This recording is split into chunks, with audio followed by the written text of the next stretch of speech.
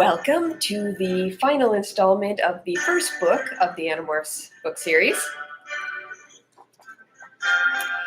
The Animorphs book series was first published in June of 1996 and probably didn't get much traction over the summer, but it was promoted in the first scholastic book order of the academic season when we all got back to school in September of 1996. I ordered the subscription, or rather, my parents let me order the subscription. So once a month when I got home from school, there was another Animorphs book waiting for me on the front porch. I think I read all of them. I think I read all of them the same month they were released, but not just the same month. I think I read most of them the same night they were delivered. And I mean, I can recall, I didn't realize that you could actually nauseate yourself from reading, like just from the eye strain. And there were a couple of occasions when I'm pretty sure I just like ran up to my bedroom, closed the door, read for 4 hours straight. And then when mom and dad called me downstairs for dinner, I would eat like 2 bites of dinner and throw up. And I don't know why I'm telling you this anecdote, except that I feel like it reveals a lot about me as a person, that I would just read Animorphs books until I couldn't eat dinner. My copy of The Invasion is from the original, or that, sorry, I guess it's a first edition. It's the original from that initial subscription printing, and I mean, you can't tell a lot of differences from the cover, except that instead of the instead of the shiny metallic holographic thing, you've got the plain white letters, but they are raised. I understand there are 3 slight differences in this version that get somewhat revised in later reprintings.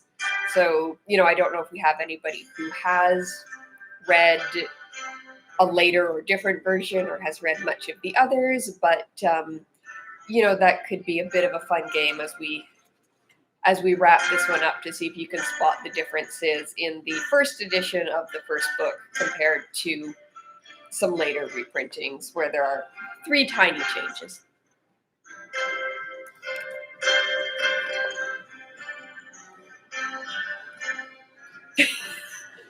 Is that wild, though? I mean, I was just very lucky that I came running home from the Scholastic Book Fair. Sorry, no, we wouldn't have had a book fair that early in the year. Came running home with the Scholastic Book Order, probably the first Friday of the school year, and was like, "Look, this looks really cool." And my parents were like, "Yeah, okay, that's what was it? I think it was $5 a month back in 1996. But that was. I'm lucky that my parents were financially comfortable enough that when I really wanted a subscription for $5 a month, they were like, "Oh, yeah, that's fine. You can have a book for $5 a month."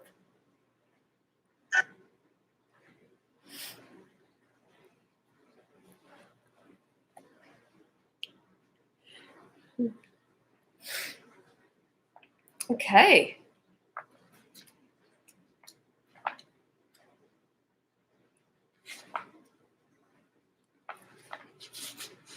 Where we left off last week, the Animorphs, as Marco called them, and they were all like, "Yeah, okay, sure, Animorphs." They had ventured to the Gardens, which is a zoological park within an amusement park, to acquire some animals.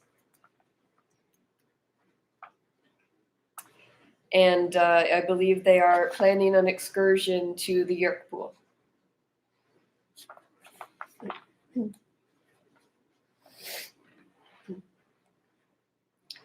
Chapter 21. "Where have you been all afternoon and evening?" my mom asked me as we sat down for dinner. My family's very old-fashioned about dinner. We all have to sit at the table. No TV. My mom's a writer.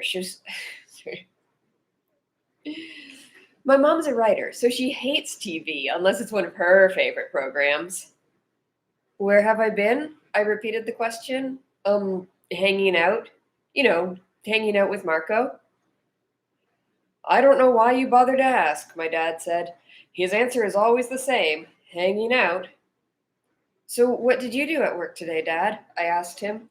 Hung out, he said. He gave me a wink and we all laughed. I glanced over at Tom.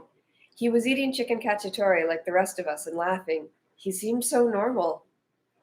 You doing anything tonight, Tom? I asked him. Why? I tried to look casual. I was thinking maybe we could shoot some hoops, I said. Maybe you could teach me some new moves and I could take another shot at making the team. Sorry, man, he said. I have things to do tonight. Yeah? Like what? I asked. Hanging out, no doubt, my mom said. Eat the broccoli, Jake. It's good for you. It's full of trace minerals and vitamins you can't get anywhere else. Okay, I said to my mom. You know how much I love trace minerals. I popped the smallest piece of broccoli I could find and tried to gag it down. I guess it wasn't any worse than eating a live spider. So, Tom, what was it you said you were doing? I asked him again. He gave me a dirty look. Do I have to check in with you now? I have things to do. Is that okay, little brother? A girl, my dad commented. I know these things. I'm a doctor. No, Dad, not a girl, I wanted to say. A yerk pool. What's a yerk pool, Mom? Well, it's kind of a long story. I decided to try one more time. I guess a part of me still refused to believe what Tom was. Maybe you're just afraid to shoot hoops with me. Maybe I'd kick your butt. Yeah, that's it. Happy now? Tom sneered. His gaze met mine. Was there some sign in those eyes? Some evidence of the selfish, evil creature that was controlling him? No, I wish there had been. But there is no way to know who's a controller and who isn't. No way. It's what makes them so hard to stop. They can be anyone, anywhere. Even a person you think you know, a person you admire, look up to, love. I broke my gaze away from Tom's and looked down at my food. A few minutes later, Tom got up to go. I knew where he was going. After he left, I went to the upstairs phone where my parents could never hear me. I called Marco. He's on his way, I said. I called Tobias and Rachel. I tried to call Cassie, but I got her mother instead. She's not in, her mom said. She sounded worried. She wasn't home for dinner. She went out to feed some of the animals and didn't come back. My stomach clenched. She's probably just out riding one of the horses, I said, trying to reassure myself as much as Cassie's mom. You know Cassie. All the horses are in their stalls, she said. I took a couple of deep breaths. Something was wrong. What had happened to Cassie? I'll look around for her, I said. Don't worry, I'll bet she just saw some injured animal or something and went off to rescue it. You know Cassie, I said again. Yes, I'm sure she's fine. Right, she was about as sure as I was. But what could I do? The plan was set to attack the yerk pool and rescue Tom. Maybe Cassie was already at the school, waiting. Maybe. I had a very bad feeling as I rode my bike to the school. I hid the bicycle across the street, the way we had planned. Then I hooked up with Marco and Rachel. Cassie's missing, I said. And where's Tobias?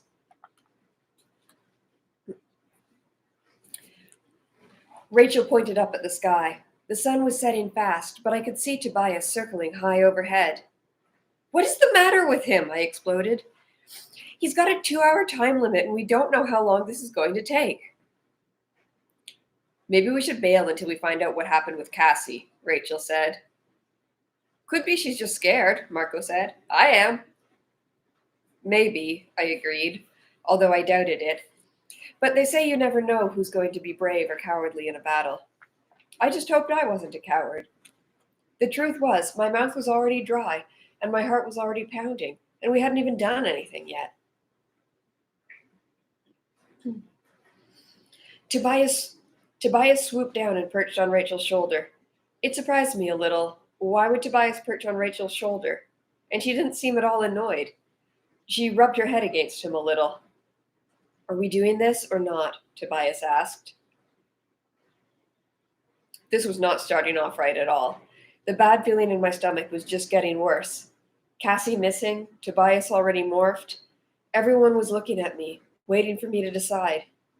Yeah, we're doing it, I said. The school was locked up for the night, but Marco had taken care of that little problem. He knew of a window in the science lab that didn't lock properly. We crawled into the science lab through the window.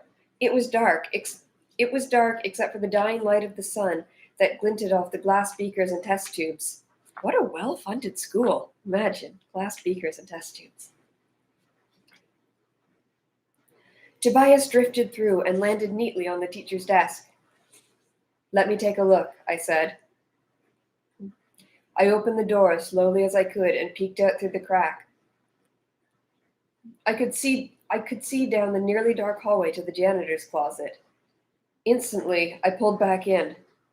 There are people out there, I said. 3 people heading into the closet. Controllers, Rachel said. I guess it's dinner time for Yerks. None of us thought that was funny. How are we going to get in there? Marco asked. Wait a minute, Rachel said. Do all the controllers know each other by sight?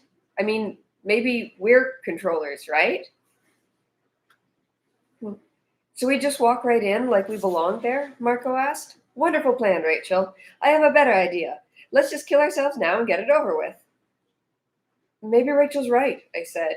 Big maybe, Marco pointed out. Big, huge maybe. How about Tom? He would know whether you were a controller. I cracked the door again and looked out. I think Tom is already down there, I said. Besides, the hallway's empty now. I guess they all... I fell silent. Wait, here comes someone. I stared. It wasn't easy to see faces in the gloom. I could tell there were 2 people. One was wearing a uniform. It was the controller policeman. And he was rudely yanking someone along with him. I could see that it was a girl. I didn't really want to see anymore. Tobias, I said, I need you to use your hawk eyes. Tobias fluttered over and stood on my shoulder. He peeked his fierce head out into the hallway and then drew back. Yes, he said, it's her. I felt like the floor had opened underneath me. Marco grabbed me because I looked like I was about to fall over. They have her, I whispered. The controllers, they have Cassie.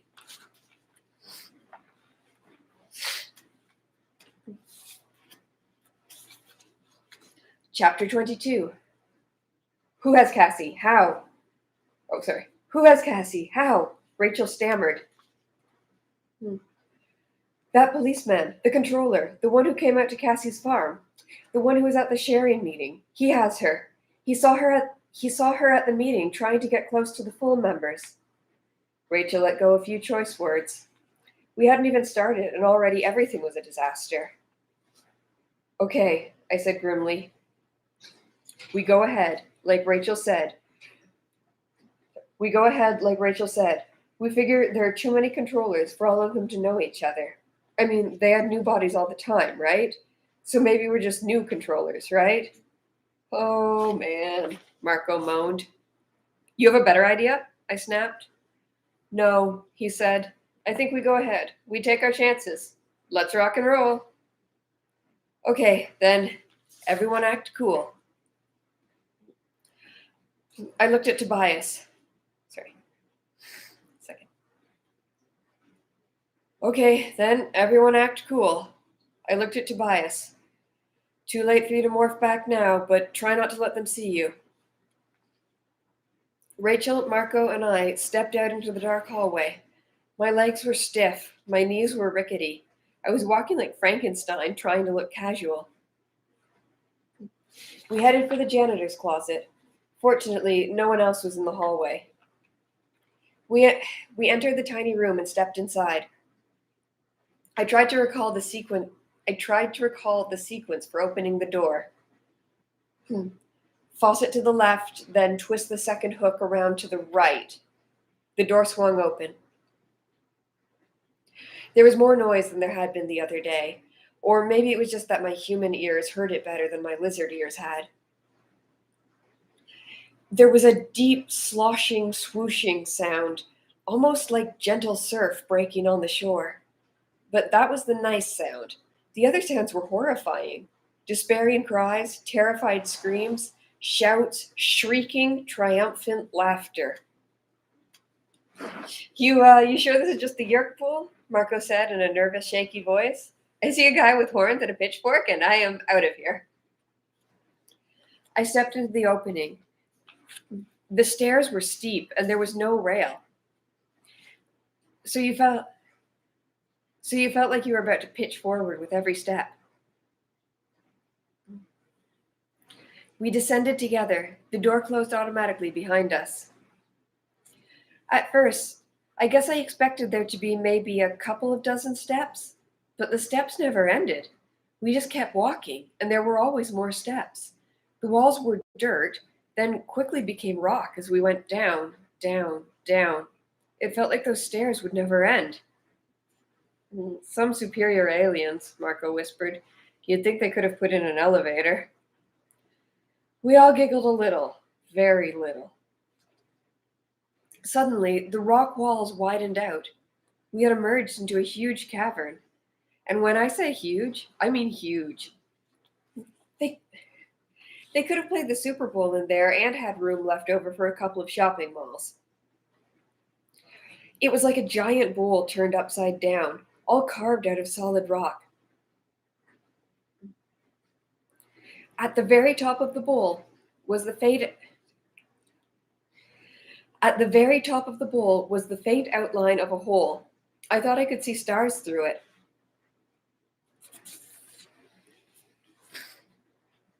All around the outer edges of the cavern, I could see other stairways like ours.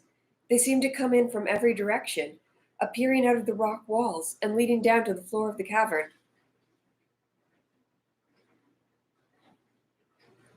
We clustered closer to the center of the stairway.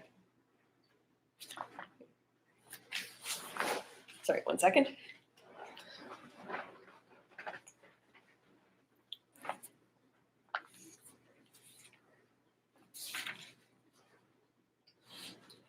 We clustered closer to the center of the stairway. It was a sheer drop off the sides of the stairs. This is gigantic, Marco said. This isn't just under the school. This is under half the town. Those stairways must lead up to a dozen secret entrances. He shook his head. Jake, they have this entire area set up with secret passageways. Oh man, this is worse. This is so much worse. So much bigger. I felt the same despair. We were fools. This wasn't some little group of alien bad guys we were dealing with. To build this underground city, these guys had power we couldn't even imagine. That's almost what it was, a city. There were buildings and sheds all around the rim of the cavern. And we could see yellow caterpillar earth movers and cranes at work on the far side of the cavern. They seemed weirdly normal in this incredible place. And there were creatures everywhere. Taxon, Hork-Bajir, and other things I couldn't even begin to guess at. But mostly there were humans, a lot of them. At the very center of the cavern was a pool, like a small lake, maybe 100 feet across, and perfectly round. Only the water wasn't exactly water. It moved more like melted lead and was about the same color. The sloshing sound we could hear was the liquid of the pool being rippled. Sorry. The sloshing sound we could hear was the liquid of the pool being rippled and splashed by hundreds of fast-moving things below the surface. I knew what they were. Yerks. Yerks in their natural slug-like state. They were swimming and cavorting in the pool like kids on a hot day. Near the edge of the pool were the cages. In the cages were Hork-Bajir and human beings. Some of the humans screamed for help. Some cried silently. Some just sat and waited, all hope lost. There were adults there and kids, women and men, more than 100, packed 10 to a cage. The captive Hork-Bajir were kept in separate, stronger cages. They paced and howled and slashed at the air with their bladed arms. I almost lost hope. I felt like my heart had stopped. This was a place of unimaginable horror, and we were so few and so weak. Below us on the stairs, I could see the controller cop and Cassie. He was dragging her roughly whenever she stumbled. They had reached the bottom of the stairs. I'm going to morph, I said. I'm going to get Cassie away from him. Marco put his hand on my shoulder. Not time yet, dude. Be cool. Cassie's okay, Jake, Tobias said. She isn't hurt, just scared. He'd better not hurt her, I said. Keep an eye on them, Tobias. There were two low steel piers. Let me try that one more time.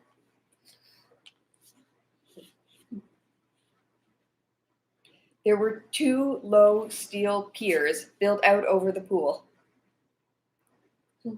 On one, Hork-Bajir controllers politely guarded a line of humans, and Hork-Bajir and Taxon. This was the unloading station. One by one, the people knelt down, bent over, and dipped their heads toward the slimy surface of the pool. The Hork-Bajir helped them. As we watched, a woman calmly bent over, her head just inches above the lead-gray pool. A Hork-Bajir held her elbow gently to help her keep her balance. Then we saw the thing dribbling, sliding, squirming, crawling out of her ear. A yerk. Oh, no, Rachel moaned. She sounded like she might be sick. Oh, no, no. When the yerk was all the way out of the poor woman's head, it dropped into the pool and disappeared beneath the turbulent surface. Instantly, the woman cried out, "You filth! Let me go! Let me go! I am a free woman! You can't keep doing this to me! I'm not a slave! Let me go!" Two Hork-Bajir grabbed her. They dragged the woman to the nearest cage and threw her in. "Help!" the woman screamed. "Oh, please, someone help! Help us all!" I'm sorry if my screaming comes across really loud. I don't know.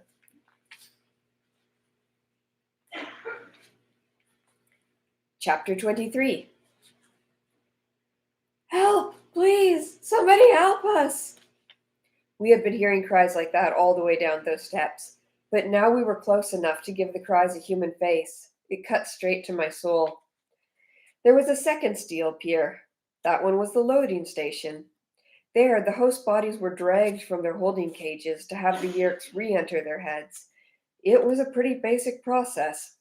They grabbed the hosts, whether human or Hork-Bajir, and forced their heads down into the pool.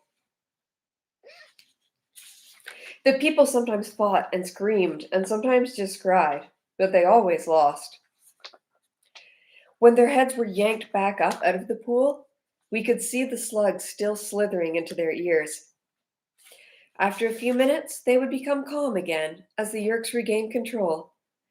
Then off they went, once more slaves of the yerks. It was a horrible assembly line, from the unloading pier to the holding cages to the infestation pier. They moved the poor victims through at a pretty speedy rate. But there was another area we could only now see. There, humans and Hork-Bajir waited on comfortable chairs, sipping drinks and actually watching TV. Taxon squirmed all around like gigantic spiny maggots. I heard the faint sound of a television set. I was sure I could hear laughter from the humans. They were watching the show and having a good laugh. "Those are the voluntary hosts," Tobias said. "Collaborators." "What are you talking about?" I demanded. "You remember what the Andalite told us? Many humans in Hork-Bajir are Voluntary hosts, Tobias replied. The Yerks persuade them to let them take over. I can't believe that, Rachel said. No person would ever let this happen to them. No one would ever give up control of himself.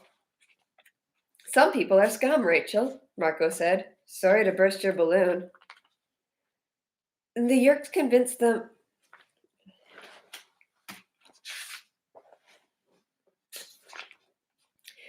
The Yerks convinced them that taking on a Yerk will serve all their problems.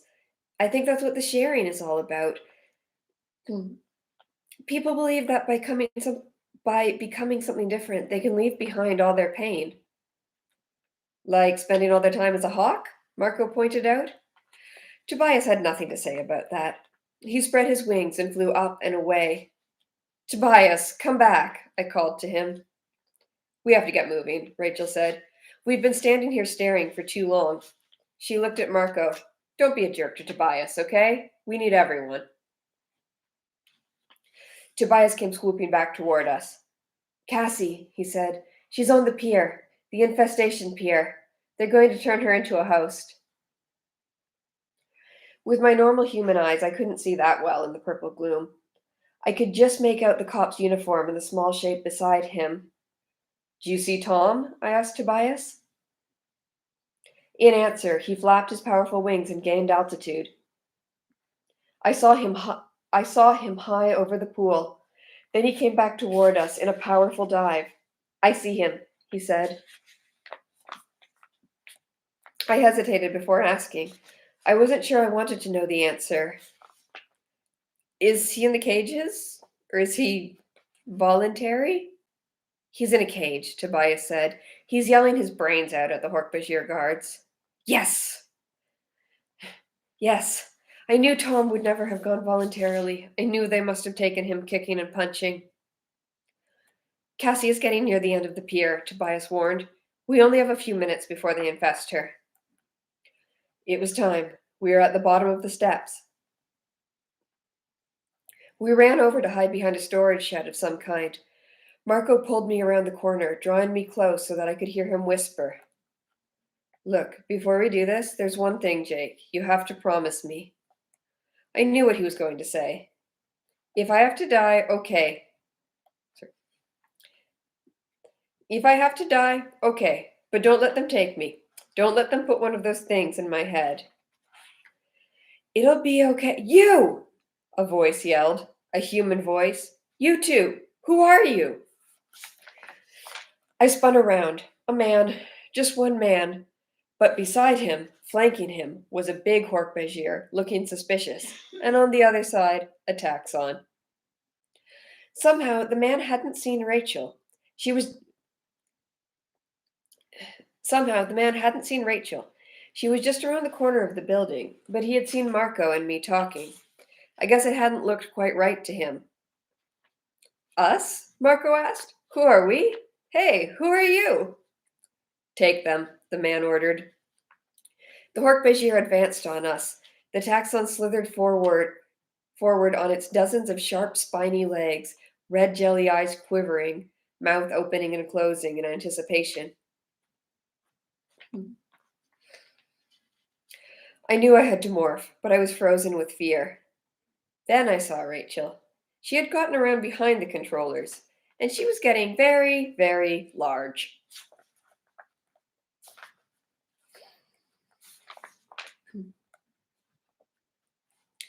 Chapter 24. Rachel was getting larger very fast. Huge leathery ears sprouted suddenly from the sides of her head. Her nose stretched and stretched until it was longer than her body had been to start with. Her arms and legs were big as tree trunks, and from her mouth grew two enormous curved teeth. My cousin Rachel now stood almost 13 feet high and weighed about 14,000 pounds. The weird thing was, I was happy about this.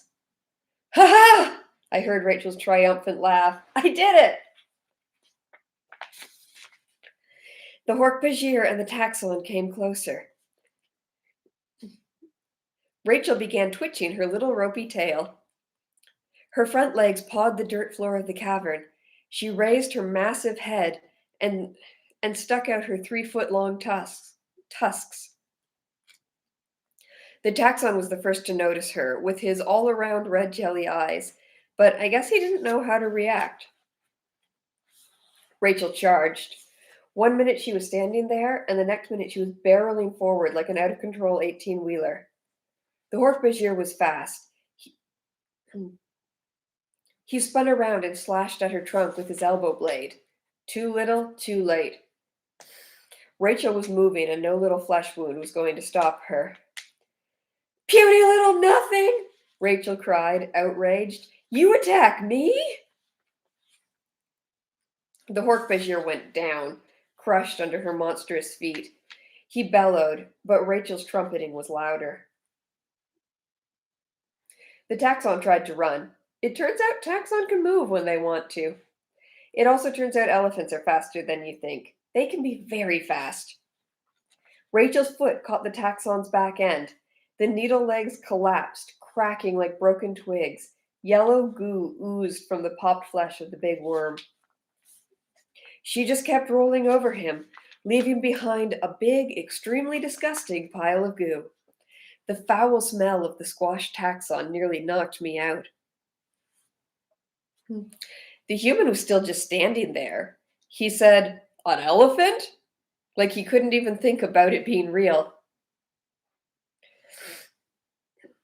Rachel wrapped her trunk around his middle. "Yeah," we heard Rachel say, "an elephant." The man screamed. I guess he figured out it was real. I'm sorry, that's not funny.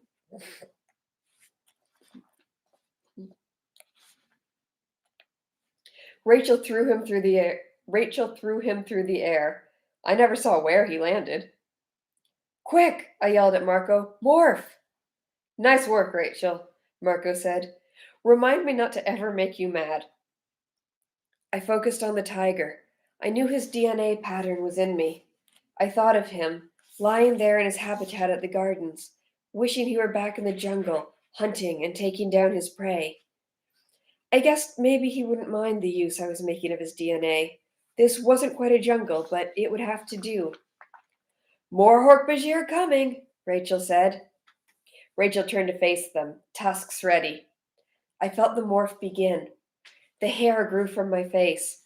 The tail squirted out behind me. My arms bulged and rippled. They were massive. My shirt ripped. I fell forward onto my hands, now my front legs. The power! It was electric. It was like a slow motion explosion. I could feel the power of the tiger growing inside me. I watched claws, long, wickedly curved, tearing, ripping, shredding claws, grow from my puny human hands. I could feel the teeth sprouting in my mouth. My eyes looked through the darkness like it was broad daylight. But most of all, that power, the sheer, incredible power. I was afraid of nothing. Hork-Bajir were running at me, their arm blades slashing at the air. I opened my mouth and I roared. The Hork-Bajir stopped dead in their tracks. "That's right, my little Hork-Bajir friends," the human part of my brain thought. "Time to meet the tiger." The muscles in my back legs coiled up. I bared my teeth and gave them another roar loud enough to make the ground quiver. I leapt through the air, claws outstretched.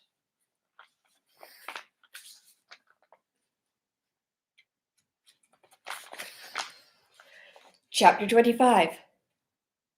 I sailed through the air and struck the closest Hork-Bajir in the chest. Down he went with me on top of him. He rolled over and tried to get up. He was fast. I was faster. He struck at me with his razored arm. I ducked under the blow. My left paw swung, so fast even I couldn't see it. It left 4 oozing tracks across the Hork-Bajir's shoulder. Another Hork-Bajir. Wrist blades, elbow blades, and talons whizzed. They were like a pair of lawnmowers on full throttle. And still I was faster. Faster than a pair of lawnmowers on full throttle, which I suppose is a threatening image, but it's, never occurred to me as being a threatening image. And still I was faster. I can't even remember what happened next. All I have is this image of the tiger, of me, with claws slashing and jaws snapping. I was a whirlwind of orange fur and black stripes. The Hork-Bajir fell back. I roared. They turned and ran. On one side, I saw Rachel. She lifted a Hork-Bajir up on her tusks and tossed him back over her shoulder like he was a doll. And then I saw Marco. Big Jim's massive body was ripping its way out of Marco's slight frame. Just call me King, Marco said. King Kong. The truth is, like Cassie said, gorillas are very gentle, peaceful, quiet creatures. The truth is also that they're really strong. Really, really strong. Basically, compared to a gorilla, a man is made out of toothpicks. Now, Hork-Bajir are pretty large creatures. They stand about 7 feet high and are built for trouble. But Marco swung one big gorilla fist and hit the nearest Hork-Bajir in the stomach. The Hork-Bajir went down hard. I roared. Rachel trumpeted. Marco lifted the Hork-Bajir up and tossed him aside like a rag doll. The rest of the Hork-Bajir turned and ran. Now, I shouted, before they get organized again. We charged. Rachel just plowed right through some of the smaller sheds and buildings like Godzilla heading for Tokyo. Marco came loping along, swinging his massive forearms, punching anything that got in his way. Whatever he punched stayed down. And I ran right down the middle, looking for any controller dumb enough to mess with me. We reached the cages. The people and Hork-Bajir inside shrank back from us. They were almost as afraid of us as they were of the controllers. Let's face it, a rescue party made up of an elephant, a gorilla, and a tiger is not what they'd been asking for. Marco began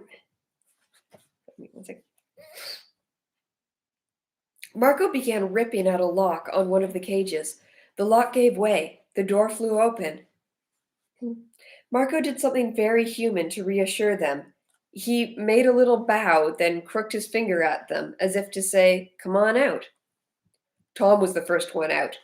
He looked scared and mad and determined. I was going to send him a thought message, telling him who I was. But suddenly, there was Rachel, screaming in my head. "Jake!" Rachel said. "Look, Cassie!" Cassie was nearly at the end of the infestation pier. The Hork-Bajir and Taxon guards were still sticking to their duties. As I watched, another human was shoved headfirst into the Yerk pool. "Cassie's next!" I cried. Don't worry, Marco said. "We'll take care of Tom. Go before they do it to her." I hesitated for only a second as 1,000 thoughts went through my head. Later, I would think about that moment, think maybe, if only. I broke into a run. I had to get to her. As I watched, the 2 Hork-Bajir on the pier grabbed Cassie by the arms. "No!" she cried. I tore at full speed. I leapt over Taxons. I dodged around Hork-Bajir. I practically flew. But I couldn't really fly, not the way Tobias could. I saw him high up in the cavern. Down he came, like a bullet. The talons came forward. Tobias hit the first Hork-Bajir at about 50 miles an hour. He swooped away, leaving the alien clutching at the slimy mess where his eyes used to be. That was all Cassie needed. She broke away and ran back down the pier. I finally got there and went after the remaining Hork-Bajir controller. "Morph!" I yelled to Cassie. "Morph and head back for the stairs." She looked at the other humans and Hork-Bajir behind her in the line. "Run! All of you, run!" They did. Cassie plowed into a panicky crowd. Moments later, a black-maned head appeared above the shoulders of the crowd. Cassie had become a horse and was racing for the stairs. I started after her, racing back around the pool toward Marco, Rachel, Tom, and the crowd of hosts they'd freed from cages. The controllers were starting to get organized. A group of taxon were slithering out to stop Cassie and me. Both the Hork-Bajir and the taxon were carrying weapons now. Up and over, I said to Cassie as we neared the line of taxon. Up and over, she yelled back. I leapt, Cassie jumped. Side by side, we sailed over the startled taxon. They fired their handheld Dracon beams, but too late. The beams sizzled the air behind us, and we blew past. I could see Rachel's towering gray bulk just ahead. The stairs were near. I saw Marco with Tom. They were going to make it. And then he stepped out daintily from a group of Hork-Bajir. He seemed almost harmless in his Andalite body, a gentle, half-deer, half-human-looking creature with bluish fur and an extra set of eyes on comical stalks. Visser 3 didn't look all that scary, not compared to the Hork-Bajir, the taxon, or even our own earth animals. But Visser 3 had an Andalite body. He had the Andalite power to morph. And he had been all over the universe acquiring the genetic patterns of monsters like nothing ever seen on Earth. A taxon slithered up beside Visser 3 and spoke. It was a weird, half-whistling sound.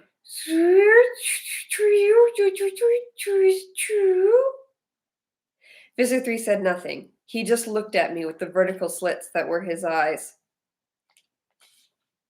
This taxon fool says you are wild animals, Visser 3 said. He wants to know if he and his brothers can eat you. He laughed silently. But I know you're not animals. I know who and what you are. So, not all of you Andalites died when I burned your dome ship.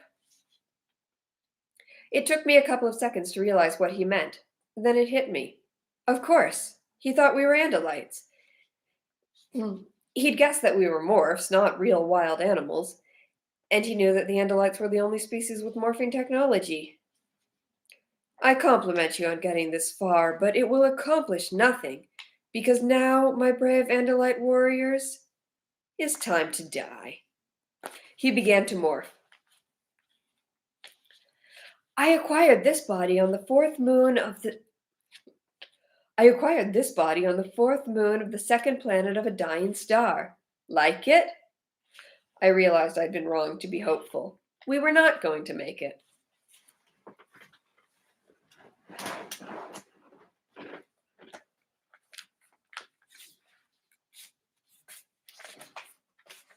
Chapter 26. From Visser 3's Andalite body, the creature grew. Tall as a tree, towering over even Rachel. 8 massive legs, 8 long, spindly arms, each ending in a 3-fingered claw. And from the place where the top set of arms grew came the heads. Heads, plural, 8 of them. This creature had a thing for the number 8. Even the Hork-Bajir controllers backed away. Even they didn't want to be near Visser 3 when he morphed this way.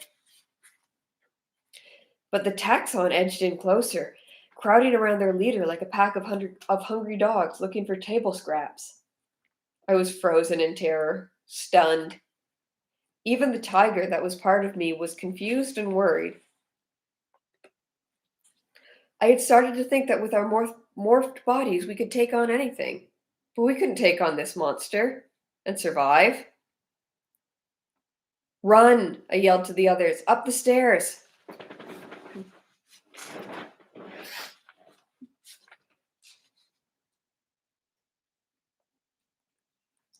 Cassie nudged 2 of the humans from the cages and tossed back her head. They figured out what she wanted and climbed on her back. Then she galloped toward the stairs.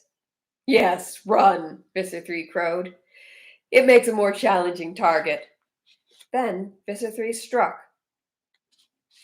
From one of the heads, a round spinning ball of flame erupted, a ball of flame that flew like a missile. It skimmed through the air and splatted It skimmed through the air and splatted against the back of one of the women riding Cassie. Ah! She fell off, screaming and rolling around to put the flames out. Cassie kept going with only one rider. She reached the base of the stairs. Target practice, Visser 3 laughed. He fired fireball after fireball, one head after another. One singed my shoulder and flew past. One hit Rachel in the ear and made her scream in my head and trumpet in terror. The air was full of fire. We have to get out of here, Marco yelled. Yes, run for the stairs, I repeated. Rachel, get moving, clear a path. A big swarm of us was heading for the stairs, but the taxon had closed in around us. Anyone that got away from Visser 3 was swarmed over by the taxon. I saw Tom out of the corner of my eye. He was swinging his fists at a pair of taxon that were circling around him. Tom couldn't hurt them, but he was trying just the same. Rachel ran over and plowed into one of them, crushing him beneath her tree trunk legs. Marco threw his arms around the second taxon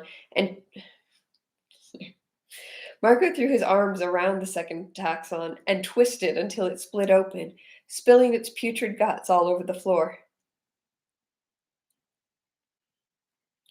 Rachel had hit the bottom few stairs and stopped. Elephant bodies are great for some things, but they are useless for climbing stairs. Morph back, I told Rachel. She began to shrink almost immediately, but there wasn't time to wait until the morphine was complete. Rachel started up the stairs as a shifting mass of gray and pink, part human, part elephant, staggering on weird, half-finished legs and dragging a shriveled trunk that made her pretty face into something awful to see. We ran, but it was impossible. By the time we had climbed a few dozen stairs,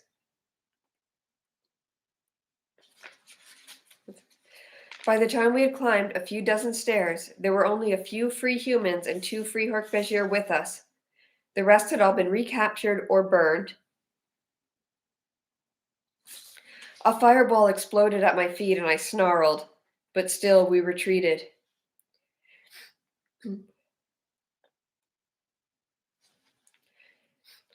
We were 100 feet up the stairs when the last 2 freed Hork-Bajir were brought down by the Visser's fireballs. They fell in flames. The Visser was climbing the stairs now, all alone. He was so big he barely fit on the stairs. I knew when we reached the point where the walls closed in around the stairs that we would be safe from Visser 3. Glancing up, I saw that Cassie was almost to safety above us, with 1 human rider. The rest of us, along with Tom and a pitiful handful of freed humans, were bunched together. Visser 3 began pelting the staircase ahead of us with fire. We were trapped. Fire ahead, Visser 3 himself behind. No, I heard a familiar voice say. No, you filthy creep. You aren't going to win this time. It was Tom. All alone, he charged at Visser 3, armed with nothing but his fists. One of the Visser's arms came down and swung at him. Tom! I cried. My tiger body roared with all its might, but the sound was lost in the noise of crying humans and whistling taxon. I saw Tom stagger from the Visser's blow. I saw him fall from the edge of the stairs. I went a little crazy. I was on the Visser before I knew what was happening. On him, digging my claws into his flesh. I twisted up and behind one of his 8 heads. The tiger in me knew what to do. I sank my teeth into his neck and clamped my powerful jaws and held on. Another head turned back and aimed a fireball at me. I dodged the first fireball. The second burned my flank. I jumped clear. The Visser roared in pain. I roared in hatred. And we ran up those stairs with 100 nightmares on our heels.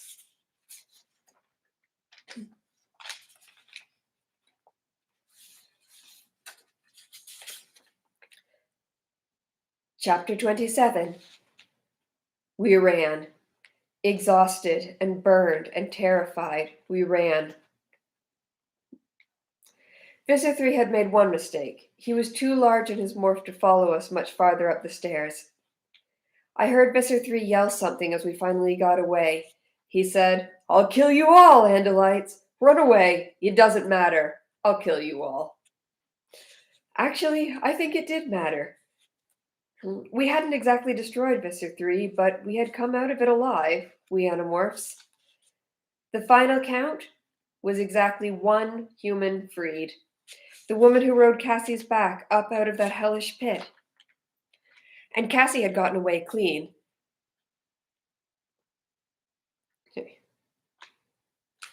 And Cassie had gotten... Pardon me.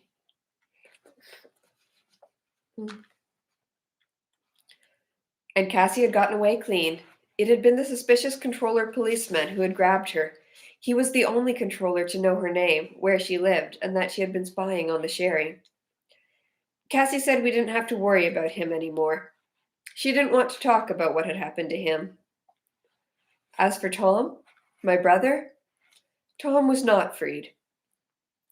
I was lying in my own bed, shaking and shivering and crying from the after effects of terror when I heard him come home later that night. He never knew that I was the tiger. He never knew how close I had come to freeing him. He was a controller again. The yerk was in his head once more. Cassie and Marco and Rachel and I had all made it up those stairs. We had emerged into the hallway of a school that would never seem the same to us again. And Tobias? He survived too. It was almost morning when I was awakened from a dead sleep by feathery beating on my window. I opened it and Tobias flew in. "You made it," I said. "Oh man, you had me scared. I figured you were still trapped down there. I mean, I thought you could probably find somewhere to hide in that cavern, but I knew you'd been morphed for a while already. I was worried you wouldn't be able to morph back without getting caught. It's good to see you." "Good to see you too, Jake," he said. "How are the others?" "Alive," I said. "Alive. I guess that's all that counts." "Yes, that is all that matters."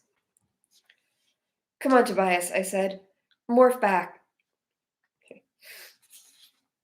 "Come on, Tobias," I said. "Morph back. You can stay here. I'll even let you have the bed. I could sleep on nails, I'm so tired." He didn't say anything, and I guess in my heart I'd known it all along. I just didn't want to be the one to admit it. "Come on, Tobias," I said again. "Morph back." "Jake." "Just come on. Back to human now, dude. No more flying tonight." "I hid in the cavern for a while," he said. "They didn't see me, but I had to stay out of sight until I could get out. Jake, it took too long. More than 2 hours. Too long. I just...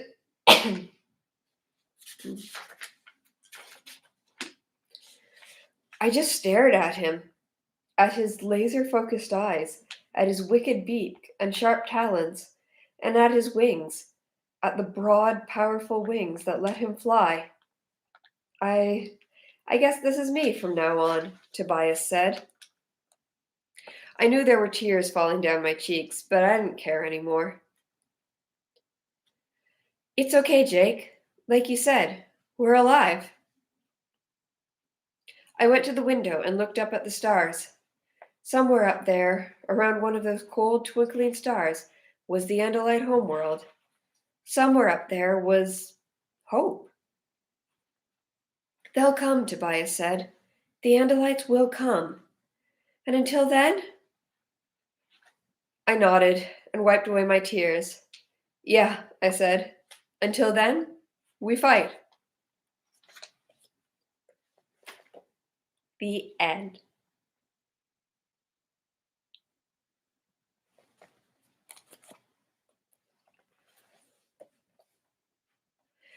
So Matt and I read the first book together in the summer of 2020, And I had been saying to Matt, like, I hope it wasn't too boring rereading something that we just read recently. And he said he didn't remember all that many of the details well enough for it to be terribly annoying.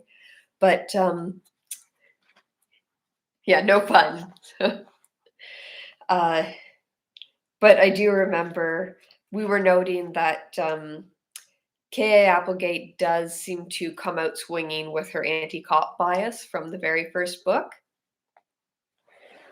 When I was a kid and I read these, like, the first night that the next book was delivered, my mom was also reading along with me, or not reading along with me, but when I was done with them, and often I was done in, like, 4 to 6 hours, she would read the next book when I was done with it, and I understand that this was, one of the things she rather liked about this series and why she was quite agreeable to offering the subscription delivery service because of the because of the anti-cop bias right from the get-go. So I didn't exactly notice that, or I think that was somewhat lost on 8-year-old me at the beginning. So it has been interesting to revisit the first book as an adult and be like, "Oh yeah." Of course, I understand she has to discredit the authorities to some degree. All your cops are bastards? Yeah. Of course, I understand she has to discredit the authorities to some degree for plot purposes, because otherwise I think we would be left wondering why these 5 adolescents or preteens are not approaching somebody with any form of power or authority for assistance. So I get that, like, for plot device reasons, we have to discredit the police officer. But I also think this goes a bit above and beyond. I don't know if that was your impression too, but we don't just, like, discredit the police officer. We really villainize him. So just thought I would mention that. I know when we mentioned this to my mom in the summer of 2020, because for some reason or another, the issue of problems with police officers was a common topic of discussion in the summer of 2020, if I recall correctly. And I mentioned that I hadn't really noticed this, or it had been lost on me, and my mom was very much like, "Oh, I noticed that." That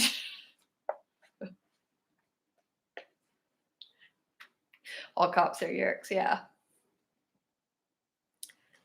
Okay, well, I think that is all of the babbling and rambling I have about this book, and it did take, like, almost an hour exactly to finish that book. So, yay! And thank you both or all, if there is anybody else out there, for joining me.